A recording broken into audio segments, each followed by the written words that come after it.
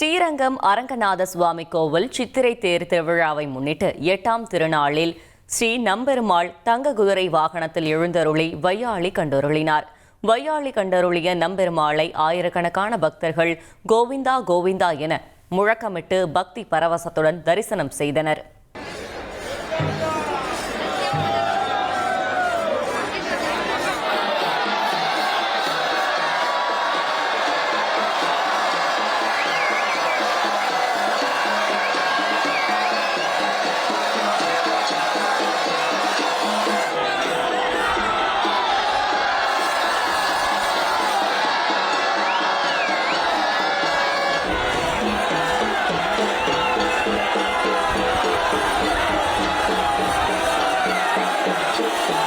மயிலாடுதுறை மாவட்டம் சீர்காழியை அடுத்த வைத்தீஸ்வரன் கோவிலில் இருந்து குலதெய்வ வழிபாட்டிற்கு பிறகு 54 மாட்டு வண்டிகளில் மக்கள் என்னோட பிசினஸுக்கு ஜிஎஸ்டி நோட்டீஸ் வந்திருக்கு பாரு.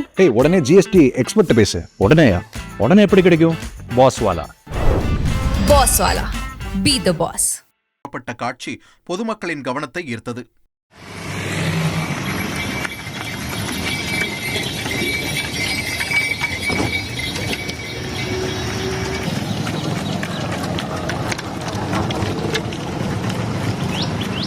ஆண்டுதோறும் சித்திரை மாதம் 2வது செவ்வாய்க்கிழமை காரைக்குடி, சிவகங்கை, கீழசீவல்பட்டி, கந்தர்வக்கோட்டை உள்ளிட்ட பல்வேறு பகுதிகளில் இருந்தும் நகரத்தார் பக்தர்கள் வருகை புரிந்து தரிசனம் செய்வது வழக்கம் என்ற நிலையில் அவ்வாறு இந்த ஆண்டு வருகை புரிந்திருந்த பக்தர்கள் சுவாமி தரிசனம் செய்துவிட்டு மாட்டு வண்டிகளில் சொந்த ஊர் புறப்பட்டனர். ராகு பகவான் மீன ராசியிலிருந்து கும்ப ராசிக்கு பயிற்சி அடைவதையொட்டி கும்பகோணம் நாகநாத சுவாமி கோவிலில் ராகு பயிற்சி விழா நடைபெற்றது.